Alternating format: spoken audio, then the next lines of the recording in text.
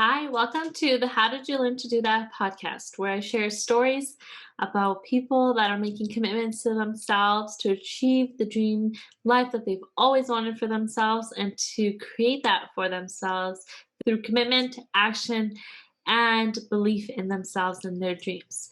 So I'm excited to share the story of Rachel with you and everything that she has to offer. And if you love this episode, I would really appreciate if you could review it on Apple Podcasts, as well as follow us on Spotify and subscribe to us on YouTube.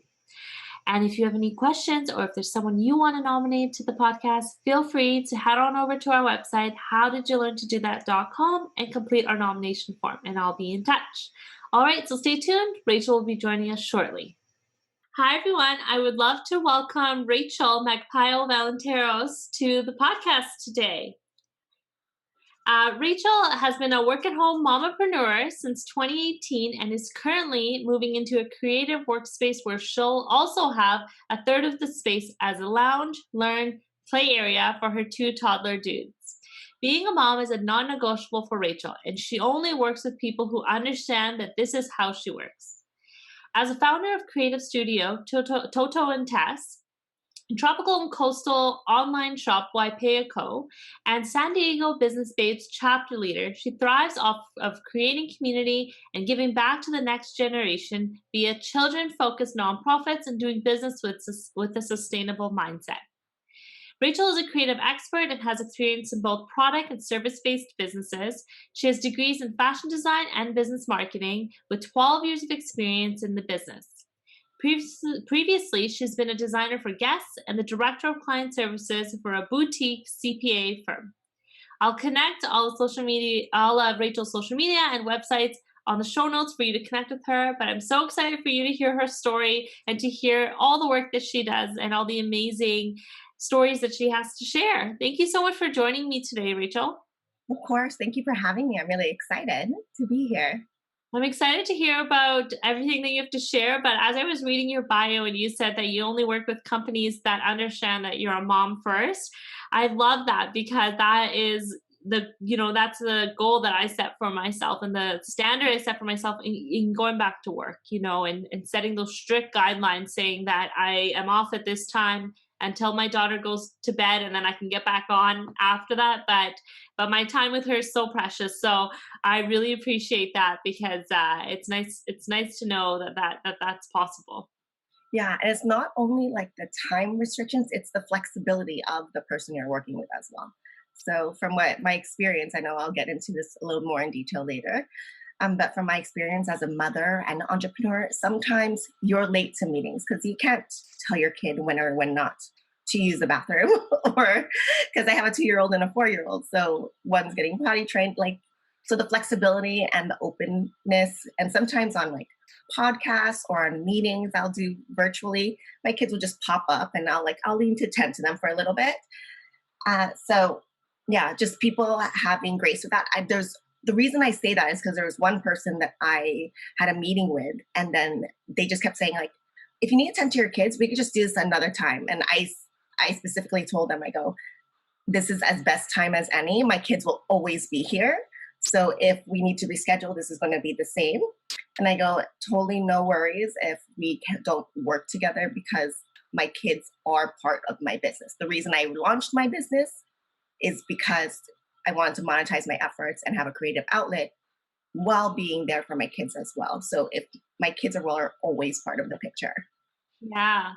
Yeah, I love that because that's so true. You don't just stop being a mom. You're a mom and your kids come first, and you only get 18 years, I say, or I hope I get 18 years with my daughter before she moves on and does something for herself. But I hope it's such a short amount of time in a lifetime. So it's important for that. But I would love to know how you got started on this journey of building the businesses you've built, of creating this life for yourself, of flexibility, and giving yourself the space to create your day the way you wish. Okay, of course. So I realized I'm working on a workshop right now, and I'm working on introducing myself at the beginning. So I realized that whenever I do all these interviews or whenever I chat in groups or coaching clients, I always forget that this is not my first business. So the businesses you read are not my first business. And I always forget to leave that out.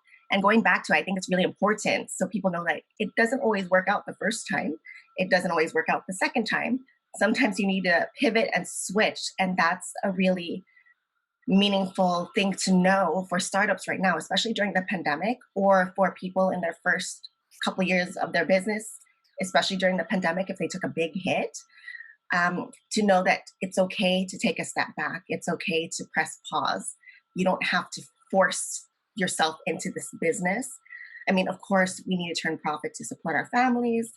However, if it's not feeling right, don't try to force it to feel right. If it's burning you out, don't keep going. That's just what I've learned from years of experience. So I launched my first business in 2013. And three things that are really my priority is children-based nonprofits. I want to give back to next generation. Sustainability. That's also my way of giving back to next generation because we only have limited amount of resources here. And also, I just want to be happy and create. So the sustainability and the child focus, that's one. And then the second one is I need to create. And the third one is I just want to be happy and I want it to make me a better person. I want to make sure that whatever business I do, it puts out more good in this world rather than take resources, take time away from things that matter, that are priorities. So that's pretty much the priorities I did to set up my businesses from the get-go. So in 2013, I launched my first business. It was called Polite Era.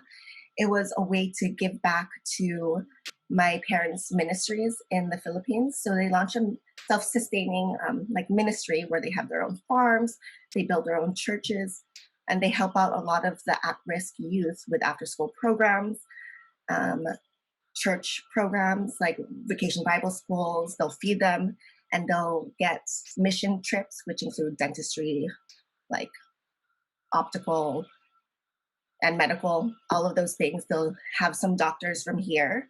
Loma Linda, which is known for their medical, the medical industry, they're really well known. So Loma Linda, my parents would get people from there to volunteer to do these mission trips.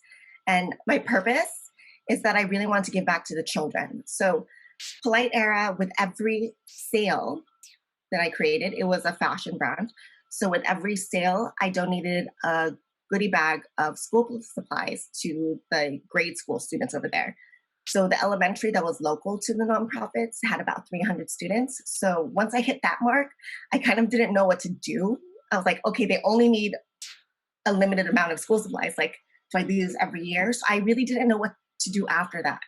So while it was my first business, it was more like a project, There was no business plan. It was like, oh, I just want to give back. I'll set up this business to give back, but there was no growth from there. So it kind of just sizzled out. And I took some time off. I ended up getting engaged, getting married, having kids. So I was like, okay, I'm going to take some time off from creating my own business. And at this time, I was in school when I launched my first business for my second degree, which is business marketing. And I 100% planned on going back to corporate. So I ended up not going back to corporate because I got married and had kids. So that being said, sometimes the first business, it doesn't work out. The timing wasn't right for me. I had no vision about where it was going. And my problem was at that time, and still to this day, I really love French Victorian, which you probably can't guess if you see my branding today. My branding today is very tropical, coastal, chill, relaxed. But I really love French Victorian. That's one of my go-tos when I have to do a project when I was in art school as well. So I realized with Polite Era, the branding wasn't me. I had to do research. I was like, oh, what do people of this era say? What's the vernacular?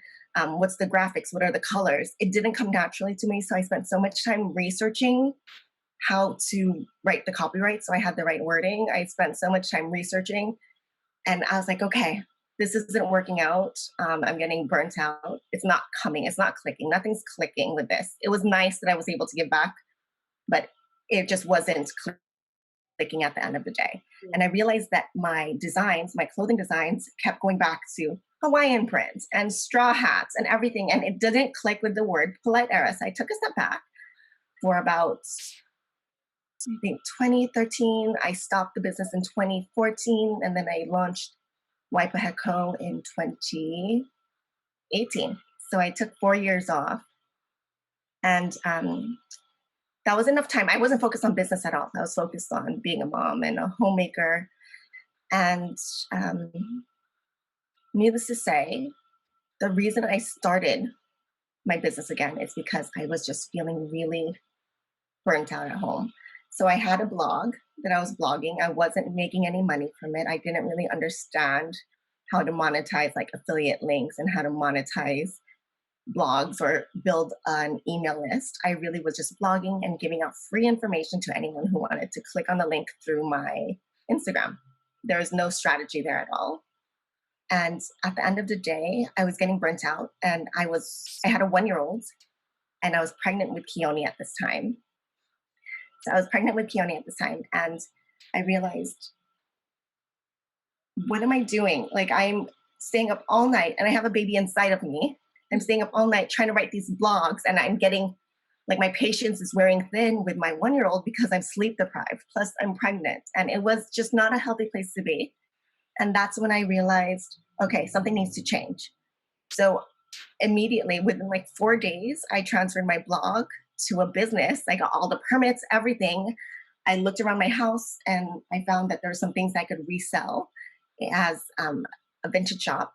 And I was like, okay, my blog's name was Waves and Wilderness. So I was blogging about like natural sites and places to visit. And I was like, okay, I'll just do all things tropical and coastal, and I'll open a shop. I had 18,000 followers on Instagram at that time. I was like, I can sell this. Like, this will be fine. But immediately, even if you look to my Wipe Ahead Co. Instagram today, it's down to 13. And those are people that I grew who wanted instant information. So take that into account that I was not growing my target audience for my business. I was growing people who were traveling, people who wanted to travel and just get free information about where to go. And when I hit them with like, oh, here's a shop, I'm not going to be blogging anymore, but here's some tropical and coastal goods. I tried to sell it. It did not work out. So within 2 weeks of converting my shop, I had zero sales. And that's when I realized I need to have a group of people. I need to like communicate with people and learn more about building a business, a sustainable business, rather than just taking on projects and building projects, because I'm not going to be making money without having the entrepreneurial mindset, especially as a creative. And mind you, I have my business marketing degree. So that's when I started taking everything into account, opening my textbooks, all of my books from before, and then start rebuilding everything again. So that's the like really big back end story of it all. Yeah. Wow, that's amazing, and, the fact that you have 2 degrees is incredible. I'm just thinking, like I was just thinking about this recently about, um, having 1 degree is so much work, and then I was thinking, like, of wanting to go do a business degree, or doing something in business because I don't have a business background, but it's just so much work, so, good for you for doing that, and the fact that um you know, converted your blog to a business in only 4 days, um, and then had to go back and reinvent, or it's basically like starting and then having to reinvent everything and reconfigure it all, and I think that's amazing, and, what was the biggest, when you did do that conversion and when you did realize that it was not selling, how did you feel in that moment, and how did you realize that this is what you needed to do? You need to go back to your business marketing textbooks, and you need to start reanalyzing your strategy and create that plan. How did you decide to do that, and what actually led to those feelings? Because I know for a lot of people, when you are putting out a business, and you are putting out this plan, you go with so much hope, and then if it's not taken up, you lose hope, or you lose that kind of drive, and it takes a lot to realize, okay, this is what I need to do, and actually go and do that. So, do you want to share a little bit about that? Of course. It was a gut punch and an ego punch, and definitely all of the above, until I realized that it wasn't because of my product. It wasn't necessarily because of my marketing. It was because I wasn't attracting my audience. I wasn't catering to the right people. Um, and I didn't realize that right away. Of course, this was like something I learned later on. But during those first 2 weeks, let me tell you, I was on my phone. I was posting, like over posting, oversharing, like, oh, look at this cute, like vintage top, or look at this cute, like wooden box. Or I was trying to just do all of the copyright, everything to make it sell. But it's not going to sell if you don't have the right audience there looking for it. And people aren't willing to pay a certain amount for something if they just think like, oh, it's old, right? So you have to switch the mindset of people. If you're selling vintage, you have to teach them vintage items are more sustainable. Also, they last a lot longer because they're made with more quality products. They're better for the earth. Plus, they have like character and history. You really have to teach them these things. Because some people, when they think vintage, they think thrifted and flea markets. And some people have a negative reaction to it. For example, my parents, when they saw me going to the flea markets and the pop ups, they're like, I can't believe you put all this work into your education. You have your careers, and now you're selling at swap meets. And that's how they said it. Like, you're just selling at swap meets, like you're like having garage sales. And then at first they weren't on board, but they can tell that I really needed this because I never planned on being a stay-at-home mom. I always wanted to work. And I forgot to mention. So my husband got deployed. He was in the Marines. He got deployed when I just gave birth at 4 months to my firstborn. He came back for 6 months, and he left again for training. So I launched my business when he was gone again, and I found out I was pregnant with my second kid.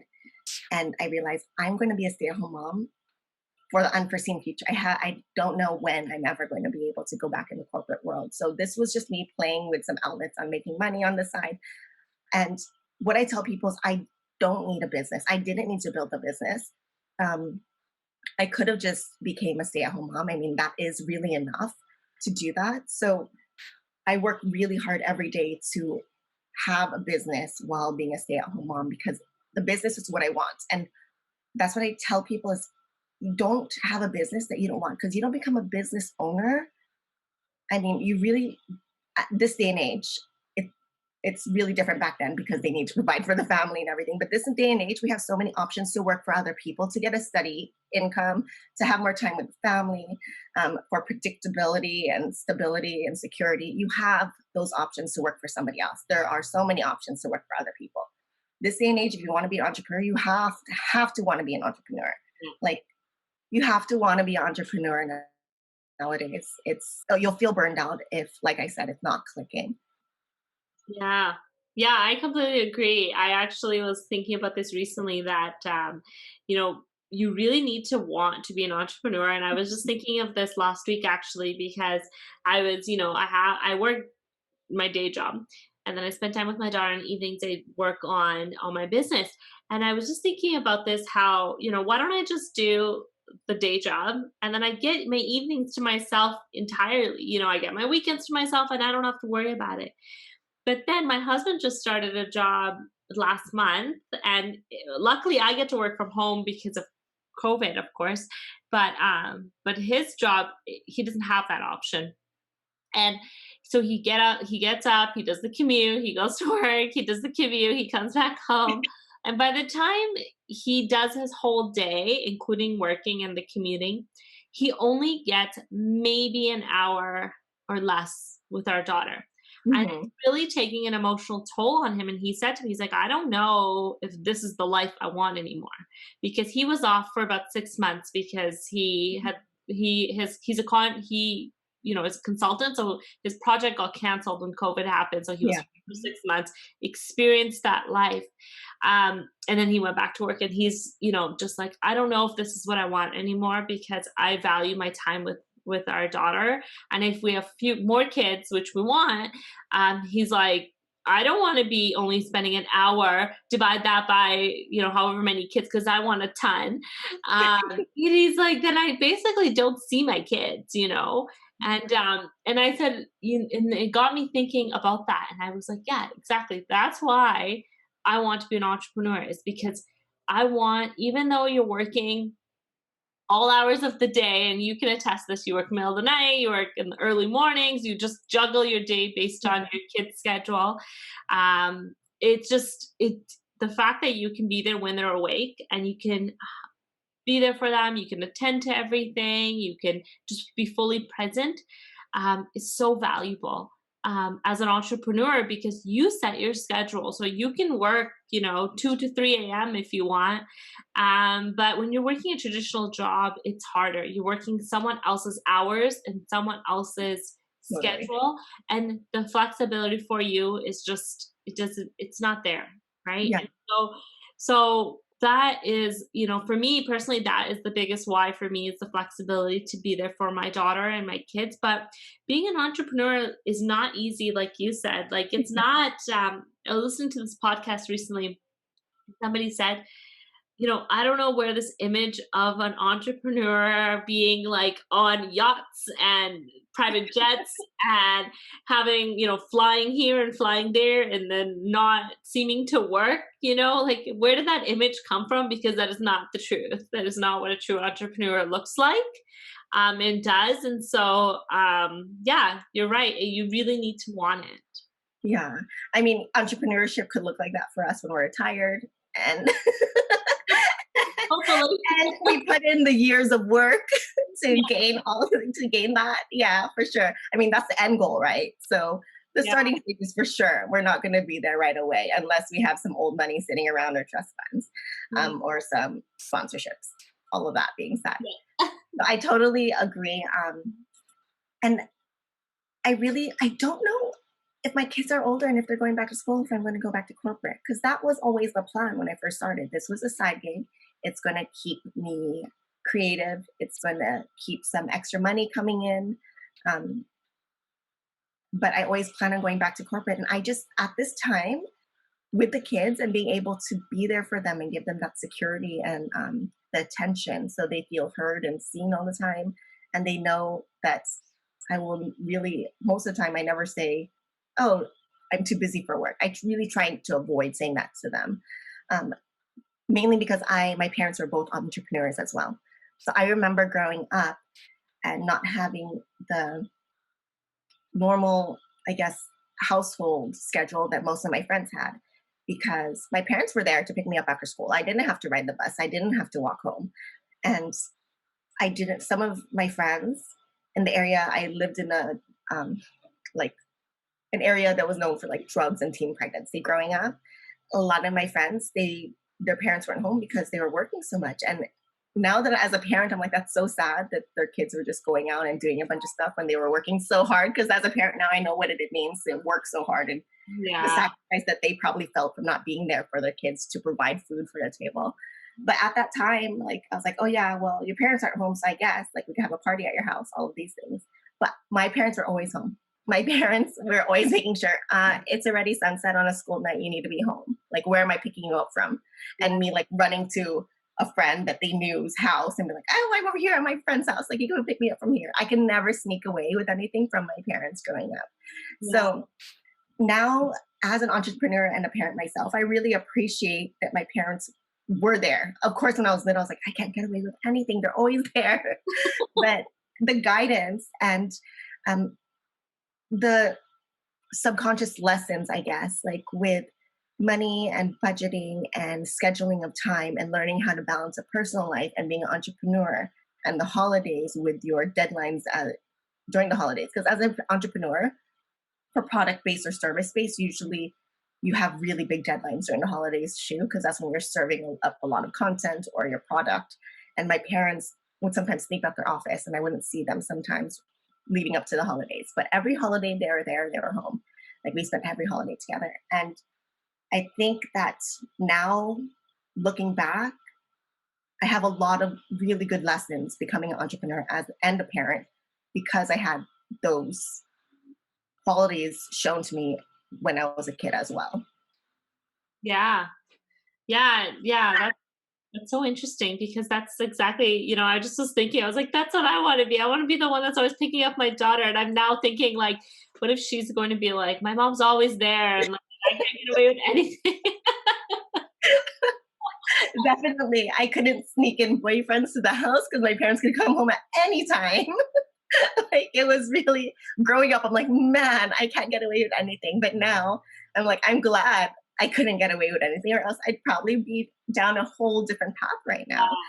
now. And they showed up to I had gymnastics tours, I had like performances for bands and everything. They were there, they were always there. And that I took it for granted growing up. But now I can't imagine being having to miss that in my kids growing up. So I'm glad that whatever path I went down led me to become an entrepreneur, because there's so much it's so much work, but there's also so much freedom. And as a parent, specifically as a parent, it's very rewarding to be there for your kids. Yeah.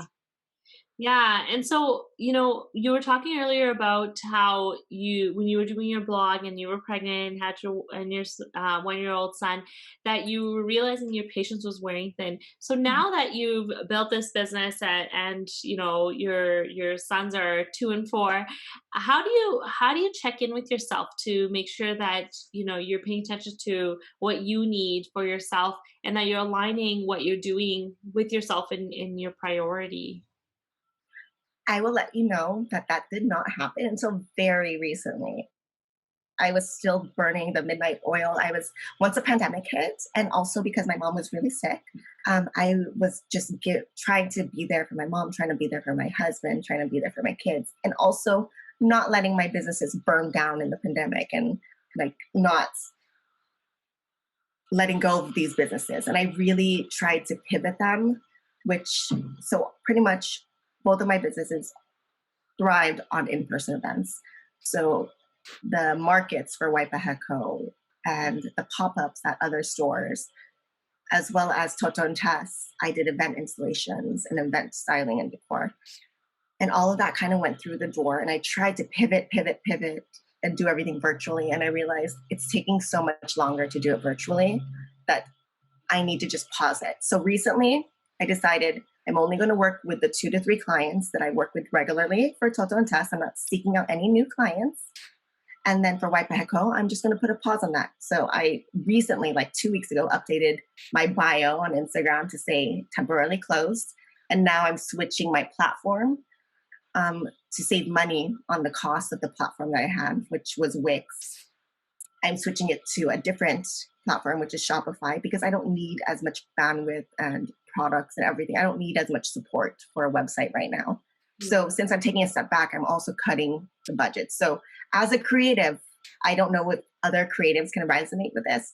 As a creative, I really rarely focused on the finances in the beginning stages of my business. I was like, pretty business cards, pretty flyers, like pretty signs. I wanted everything to be visually appealing. And I didn't realize that every single thing I wanted, like I wanted a nice P.O. box on my business card. That's an additional $77 a month to Yeah. have that. And so I just wanted all these subscriptions and like the perfect widgets that I paid for on my website.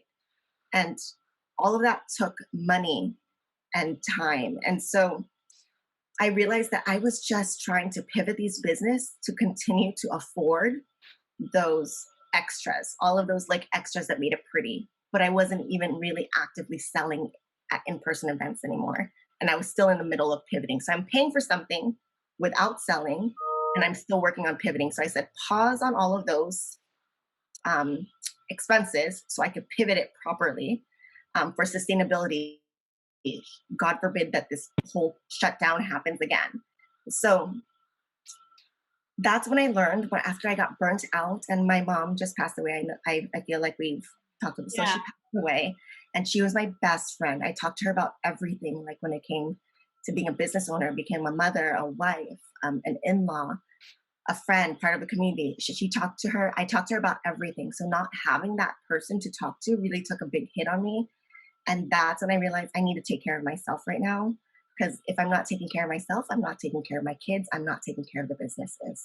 Mm. So, to your question, what I've learned to take care of myself is to start sleeping more, which is a big deal, start eating healthier, and take some downtime with my kids. I put timers on now where I actually sit down and play with them. Before, I would just sit down and play with them and read to them and do their alphabets and all of those things in passing in between tasks, you know? Yeah. So now I treat them like they're my priority during the day. I switched it. So I'm with them most of the day doing like their alphabets, their reading, their colors, their shapes. And then teaching them to prepare food, like making them a little bit more independent. So when I go back to work, they know how to prepare their own little snacks. They know how to wipe their own butt on the toilet. All of those little things that make a big difference. Because Yeah. sometimes I'll be in a meeting and my son goes, "I'm done pooping, mommy," and I have to go run to the toilet. So just those little things that people don't really think about until you go through it yourself. Or here, sometimes I'll have my baby off screen. I'm like changing a diaper. So those little things is what I'm working on. And in between being a parent now, it's when I do the work. Does that make sense? Yeah. So switching that over, it makes me feel better inside. And I feel like it created more confidence and security in my kids. So when I am working now, they know I'm working and they're very independent. They'll entertain themselves, and it really helps to have siblings that they'll play with each other as well. Mm. And sometimes they'll do things for my work. For example, like my phone was ringing and I don't know where I was. I was somewhere like working, but my son knew that I had a meeting coming up. He goes, Mommy, I think it's your meeting. And he goes, "Can I just stay in the room and I'll just be quiet here, like with you? I want to see you talk to like your friends." He calls them my friends. He's like, "I want to see you talk to your friends." I was like, "Okay." And I think that having the kids see me work is really instilling, I'm trying to say this like modestly. It's really instilling good qualities in them because they're realizing, like, okay, I'm working. This is what working looks like. This is what playing looks like. Yeah. Um, this is what a schedule looks like. So he's learning how to read time now too. So little things that they pick up on. And that to me is when I realized that taking care of yourself is really optimal. Because I started this business in 2018. It's 2020 now. I was sleeping like 3 to 5 hours a night, and recently like 3 hours a night just to keep everything going. And I realized everything doesn't need to be going at the same time. So now with Toton Test, I'm taking a step back and I'm not actively seeking out clients until February. So that's in 4 months for anyone who's listening to this podcast interview like at a later date. So I'm taking 4 months off. And I think that that is what I need to really pay attention to the pandemic, because I feel like most of us didn't realize how long it was going to take to go back to business as usual. And I was chasing something that there was no light at the end of the tunnel. And I was just frantic, like in the dark, like, when's everything happening again? And so that added to the stress, right? And now I take my supplements, my vitamins, I exercise, all the things that people tell you should do. So now I'm doing it, right? Yeah. Sleep. I think sleep, drinking water, and figuring out what your priorities are will really help. Because if you feel guilty for not doing something that you want to do, for example, I wanted to be able to cook like homemade meals instead of order out all the time for my kids. All of those things and make those memories with them. And I realized my son's 2 years old and he didn't get the same attention as my firstborn because I was building a business since he was in my belly. And now being able to do that, there's a big difference. And I see a big difference in both of my kids' development. On my youngest is a lot more independent, a lot more active, but he doesn't know all of his animal sounds and all of those things. Whereas my oldest, he knew all of like the book work, but he wasn't as social. So there's just, based on how I was the first 2 years of their life, they are very, very different. So it's really interesting to see that and seeing that my actual career and my actual schedule really affects how they turn out at this time. So paying attention to that and knowing like, okay, I need to take care of myself and be a little bit more present during this time, and just I can, because I'm an entrepreneur, so I can do those things, which is really beneficial. Yeah. Yeah, I love that you shared that. I think that's key because I feel like I've been through a similar shift recently, and I love that you say that you're now trying to, prioritize your children and your time with your children, and your work gets to become the in between. And I love that because it's so true. We have to just take care of ourselves and all the things people tell us to do, like you said. It's hard to do it. Yeah, and because I work in public health, I know all of that knowledge. And so I tell people, like I was telling my mother-in-law recently, I was like, these are the things you need to do to maintain your health. And my husband whispered in my ear and he's like, it's funny that you say this. And I was like, yes, I know, because I need to do it. And so now I actually just scheduled in like a meeting because, whenever we have a meeting, you show up for the meeting. There's like, it's a non negotiable. You have the meeting, you show up. But for working out, I just like, I know I have to work out at this time, but if there's a meeting that comes up, that takes priority. Or if I want to just not do anything, that takes priority. But now I have actually put the working out in my schedule as a meeting, and I'm trying to create that discipline to say, okay, that time is to work out, and there's nothing else that matters more than that. So I do need to get off of whatever I'm doing for that time to work out Yeah. and treat it just like as if I'm going to another meeting, which, I would. And so that's, key for me. And like you said, one thing that happened, it reminded me of is, I was with my daughter and I normally, when my husband was home, I would, grab my breakfast, grab my coffee, everything. And I'd walk upstairs and my daughter would say, bye, mom. Or like I would go and give her a kiss and say, bye, mommy's going to go to work. And I'll go upstairs. And then it was recently where I wasn't working and, I just was, just came upstairs to grab something from the laundry, or I don't know. My daughter turned around and was like, bye, mom. See you later. And I was like, I'm not going anywhere. And it just reminded me of how much she understands of what's going on. Like she understands and associates me walking up the stairs alone with going to work. Yeah. And it's just so interesting, like you said, that they just pick up on these things and they understand what's happening and what's going on. And at first I found it to be like a juggle, like you said, like you're trying to keep everything going and make everything happen. And then recently, in the last month or two, after I listened to a Jenna Kutcher podcast, and she said she operates as if nothing's an emergency and nobody's waiting for anything. And she's like, that way she can actually take her time with things and she doesn't stress out about it. And she doesn't, and she said that we put these arbitrary deadlines for ourselves and nobody's really holding us up to it except for ourselves. So why are we stressing out about some deadline we've created for ourselves if nobody cares and if it's not an emergency? Then yeah, I push it by a week because that means you get an extra week to relax and work on it slowly and all of that. Um, For sure. I've just been implementing that and I feel like it helps so much. And so I love that you've been sleeping more, and taking care of yourself more because sleep is, I mean, for me, sleep's my non-negotiable. Like if I need my 8 hours and I know that for myself, I've known that since I was young. I love sleep so much. So But sleep is good for you. yeah, but my problem is then because I want the 8 hours at night, um, no matter what, then my day suffers, I find. Like it's like the opposite. Like because I want the 8 hours, then I work 8 hours. So that remaining time, like do I work on my business or do I spend time with my daughter? And yeah, and then actually just want to say recently I would, obviously pick my daughter to spend the evenings with, but then Yes. I would shift my business work to weekends, to Fridays, Saturdays, and Sundays. 'Cause my husband's off on Fridays.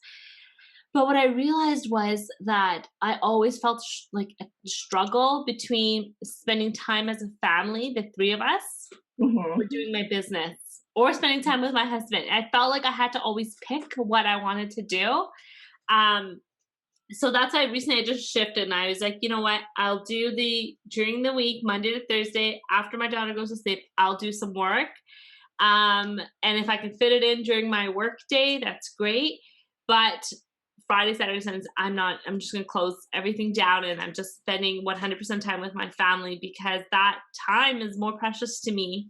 And, there's nobody, this is why we decide to be entrepreneurs because there's nobody there to tell us, put this on my desk by Monday morning at 9 o'clock, and we need to reap some of those benefits.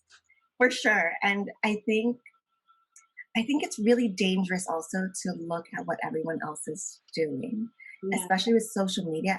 You see everyone hustling and everyone doing all of that. And I believe in the hustle, I do. But I feel like for me, at some point in time, I wasn't in that mental space to hustle as hard as everyone else because I'm comparing myself, mind you, to people who don't have kids, to people who aren't married, to people who like are able to focus on this 100%. And I was trying to put my work and productivity output on the same level as them, but we're not the same level. Like I have my family, and my parents both have 6 siblings each. Wow. So I grew up really close to my cousins. I have 23 first cousins. So every birthday, every party, every one of their kids' birthdays, like we just needed to be there. The pandemic was actually a little blessing in disguise because now I don't have to physically be in all these different places. And my husband has a big family too. And so juggling all of that, like the nieces and nephews, the play dates, everything was just really hard. And I hated feeling that celebrating a birthday of someone I love was a burden because it took away from a deadline, you know? Right. And that's where I was at the beginning stages of the business. So even though the pandemic put a halt on a lot of businesses, I mean, we're really blessed because my husband has a steady job. So it didn't really get affected by the pandemic. But I can see how it's harder for other people as well, and I empathize with them. And so I keep on trying to show up for people in the entrepreneurial space who are having a hard time pivoting because they need to have those profits. So a lot of the things I'm doing right now, I'm just taking consultation calls. I'm opening up to people who I know need that extra support, and I'm giving them like resources. I'm helping them with their branding, but it's more so because I want this community to thrive through this rather than me making a profit from consultation calls right now. You know what I'm saying? Yeah. But like just doing just that little help in community. And that's what I love about the female entrepreneurship community. Like we really nurture each other's businesses, right? We really want to help each other. And I just think it's so beautiful. Like, for example, if I have extra food, I'll bring it to one of my girlfriends, like my mom tribe girlfriends. And I'm like, hey, like we have this extra food. I made too much for the kids. Um, and then they'll do vice versa. So we just kind of take care of each other and really diving into community. So if you're a female entrepreneur, I highly suggest you don't be a female entrepreneur alone. Because sometimes you're in your head, like you said, um, we're in our head and we hold ourselves accountable to our own deadlines when in reality we're not the only ones going through that, and hearing a different point of view from someone who's experiencing it or someone who's gone through it, that really helps put things into perspective as far as what am I using my time on, because time is the most valuable thing that I think that we have. Like, and that should be, now I charge a lot more for my time than I did in the beginning stages, because to me my time is a lot more valuable now, and there will be people who pay for that time. So speaking on that, I really want to let people know that if you're entrepreneurs, some people come from a different background, like from corporate, or they've worked for other companies, or they've worked at their parents' business or something growing up. And sometimes when, for example, when I became an entrepreneur, I thought that I was starting at the beginning, starting at the bottom again. I go, oh, I'm a newbie in this game. I have no experience. And I was charging newbie prices. And I didn't realize I have 2 degrees. I have a buttload of experience working for other people. Like that all should take part in what you charge your people now. Like don't think about entrepreneurship as starting from the beginning or starting from the bottom again. It's a way of leveling up your life. It just takes a little bit of time to strategize it. And I just don't overthink what it is. It really is just strategy. I think strategy is the one that takes the longest time when you become an entrepreneur. Yeah. Yeah, yeah, I completely agree. The strategy is key because you when you walk in, I mean, I just started in April, so when I was trying to get started, I just was like, let's just go for it and see what happens. Yeah. But you're not you have a general sense and idea, but but I didn't know what a I mean, I knew what a strategy was, but I didn't know what my strategy was for a business, and I didn't really know where it was going to take me. And I think that that's the biggest key is just get started and you'll learn Mhm. those things along the way. And I love that you said don't do it alone because I know I was following the Business Babes Collective, which is how we met for a while, for several years prior to starting a business. And I remember I just was looking at what everybody was doing and all the support in the community, and I loved it. And I was just like, I need a business so I can be a part of this group. And I was like, that's what I need to do. I need a business just so I can be a part of this group because they look so fun and they're having so much fun, you know? And it's true. And it was just, that starting a business on your own, especially when, like you said, you have other obligations when you're a mom, or when you work your day job, or you have family and all of that. It's nice to have that support of other women that are also going through the same things as you. And I love the part that you bring up about not comparing yourself to other people, because each of your experiences are very different. Mhm. And recently, I actually, my husband and I were looking for a house. So he came to me and was like, wow, look at these people. They're the same age as us. And look at this massive house with this huge lot that they have. And then I just looked and I just was like, and it didn't, and it was only the husband working as a chiropractor, and the wife doesn't work. And I just was thinking, like, something is missing here. Like, we're missing something, and we can't compare ourselves to this couple, because there's something that they have that we don't have, or there's something we have that they don't have. And, Mhm.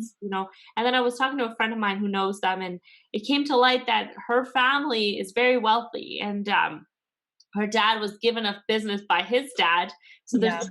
that old money. Yeah.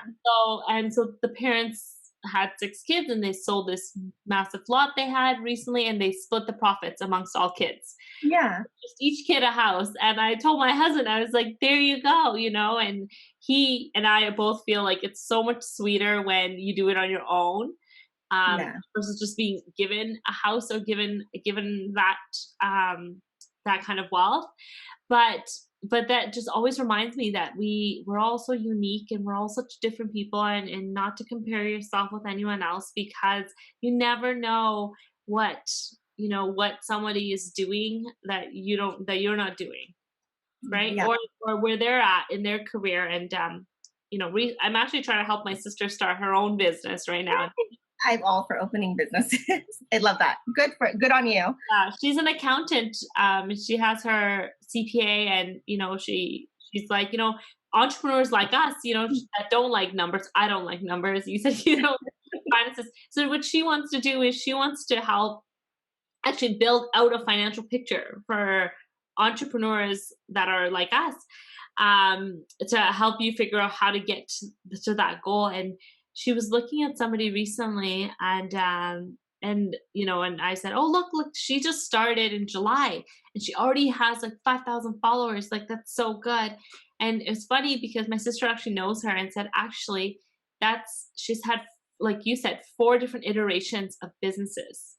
Mhm. That's been the culmination of that over the last 5 years. And I know her. So I know all those iterations of her business. So the business she's having right now on that account, that just started in July, but the account, or that growth, started Yeah. years ago. Yeah. And so I love all that stuff that you're sharing, because it's so true. We just can't compare ourselves to other people. We just have to focus on what our goals are, who we are, what is our why statement, and what is our intentions moving Yeah. forward. I mean, and my branding, so when I open up to like my clients or fellow business owners, my branding is very chill. Like, I want people to feel relaxed when they look at my page, and just to feel relaxed, lighthearted, all of those things. Am I like that all the time? No. I stress out. I get frustrated. I do all of those things. But that is I always tell people that's my branding. Like, I consider, if I'm spending time on Instagram, that's why my husband's like, "You're always on Instagram." And I consider Instagram work. To me, it's a marketing tool. I don't consider it I'm not sharing memes with my friends on Instagram.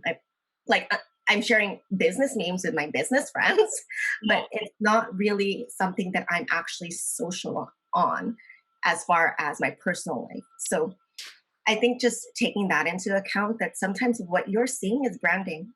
You're not seeing a real life. Like, it's my personal page, but the colors are all branding. Like, smiling faces with my kids, all branding. Do they cry? Heck yes, they're kids. Like, do I get frustrated? Heck yes, I have kids.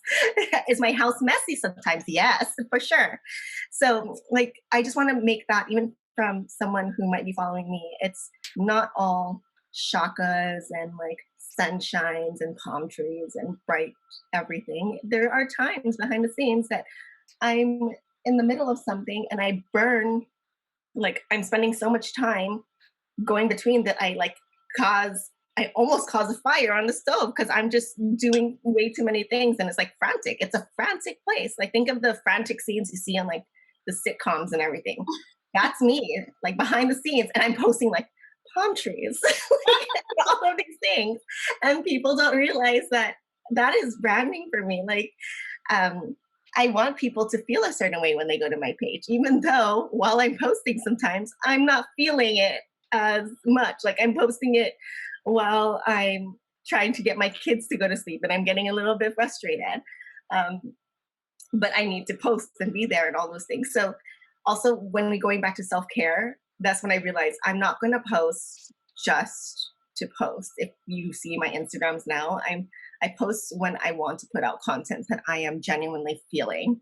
So aligning yourself with your branding, I guess, is something as well. Like for now, like I'm always wearing florals or some type of natural element during any interviews or meetings, since my branding revolves around nature. So Yeah. yeah, just let you know, it don't compare yourself because it's really unhealthy, first off. And I'll also let you know that my Instagram is not my highlight reel. A lot of the best memories I have aren't recorded with kids.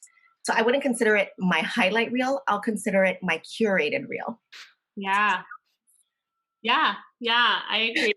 I love that. I love that because it's so true. Like we just post what when we're feeling, a certain way. And there's days where I feel like, oh, I'm not going to show up on stories because I don't have my makeup on today. But then, I'm like, what does it matter? I'm Yeah. just going to show up, and nobody is probably even noticing if I have makeup on or not. And I don't, and I just treat everything as if like I'm just talking to myself and nobody's watching, and I feel like that's when some of the best stuff comes out because you're just being your authentic self.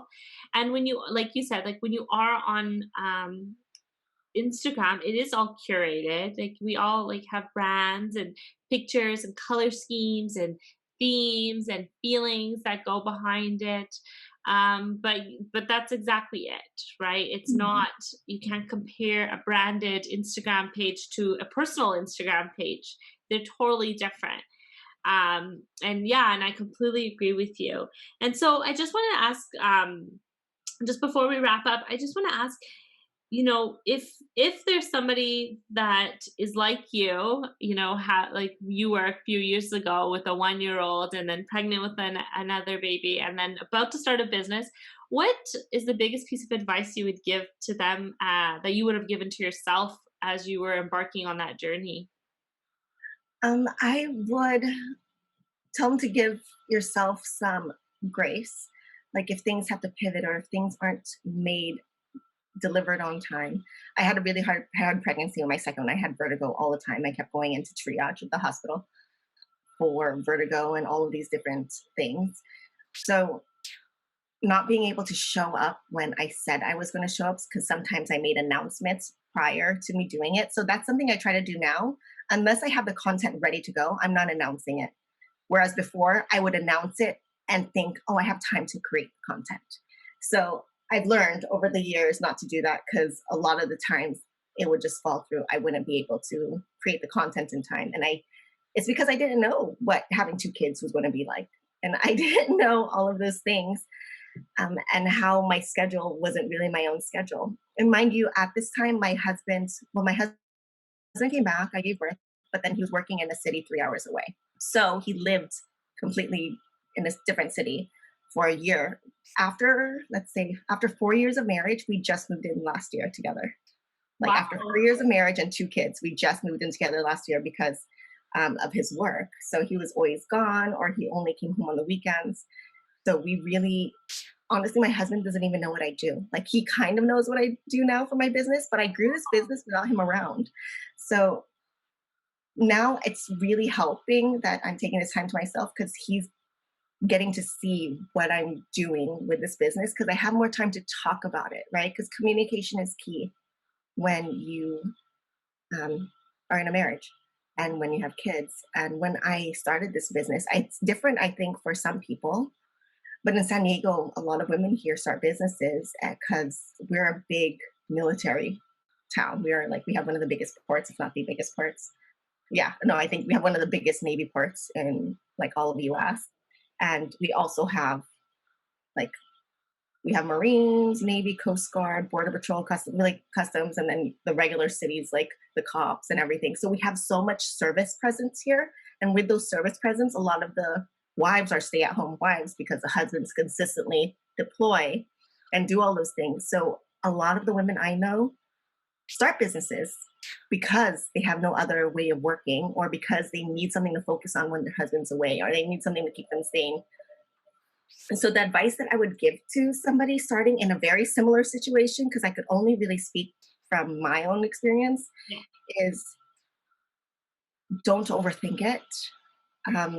If something doesn't work out, take time to find a way that it will work out. If it doesn't feel right, don't do it. And always remember what your priorities are and what your non-negotiables are. And I promise you, there is enough clients, there are enough customers in the world who will pay for your product and pay for your service. It really just takes the time to like weed them out from the oversaturated market that we're all trying to get to. So the more you niche down, the better. And I realized that because I sold really well at the vintage markets because I only sold tropical and coastal goods. So the only people who came to my shop were people who were already really into that vibe. They Yeah. weren't just going browsing around. And so I had a high conversion rate. And because I do like studying like marketing and all of those things, I at one point I would like mark down, or if I had someone helping me, I'd mark down how many people came in the booth and how many people bought from the booth. And I had a really high conversion rate because I attracted the right customer. Yeah. So yeah, from the get-go, if you're growing a business while raising kids, which you are as well, if you're growing a business while raising kids, the business aspect might change. My business structure changed because my kids' schedules change and Yeah. my priorities change. And that's just part of growing. Like a business is something you grow. And don't think that it's something that just stays stagnant once you have your business plan in order, or your marketing strategy in order, or your clients in order. Don't think it's going to always look the same Yeah. in next year. You have to continually feed your education as well as make minute changes to better grow your business. Yeah.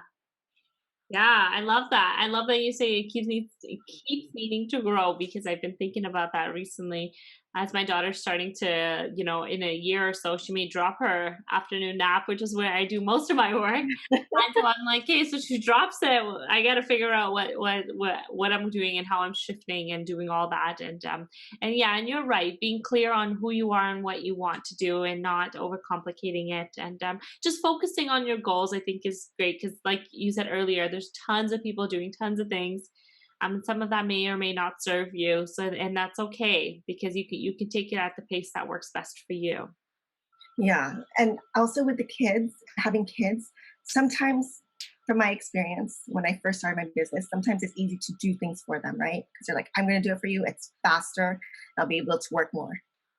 Long run, taking the time to teach them consistently and having them be able to do it themselves in like 3 weeks' time is so much better for your schedule as an entrepreneur.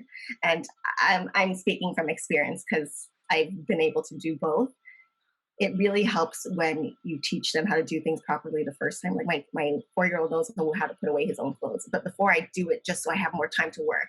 But now he can do it himself, and he knows where all of his favorite snacks are. And I rearranged it so he could reach his snacks now, like the pantry. So figuring out all your workflows, like your home organization flows, as well as your business structure flows, that takes time. And like you said, like I mentioned before, a strategy, but then you mentioned also like going into it.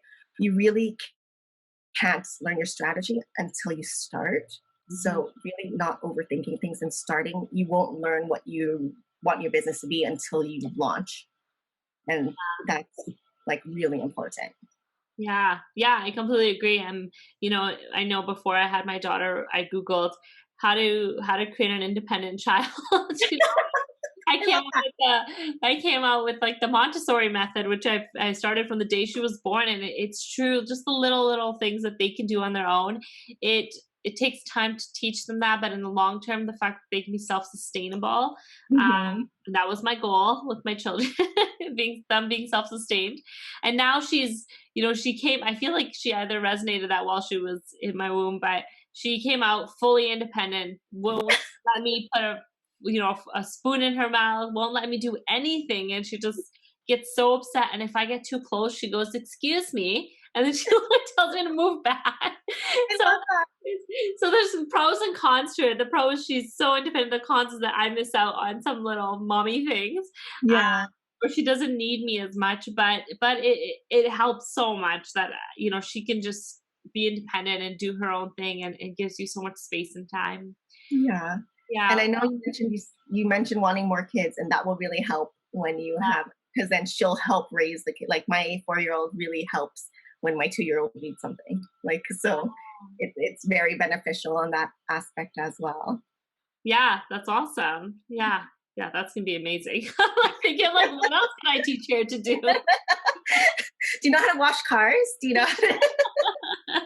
Yeah. Wow. Okay, that's amazing. I didn't realize that. That's exciting. I'm excited for that. But I so appreciate you joining me on the podcast today and sharing your story and your insight. And there's just so much inspiration and guidance that you've provided, and so I so appreciate it. Of course. Glad glad to be here. Thank you. I know I talked a lot about being a mom, but of course that's who I am. I am a Yeah. mompreneur. So Yeah. I And hope I that think Yeah, and I think that that is so I so appreciate you sharing that, because a lot of people don't, and I feel like it's almost like I don't want to share this because I want to talk about my business, because that's where I'm at. And I think that talking about the truth of saying you're a mom and that's your priority, and your business is second, I think is so key, because not there's not enough of us talking about that all the time or regularly. And I think there's so many of us that need that space or need that knowledge to know that yes, I can create that for myself. yeah.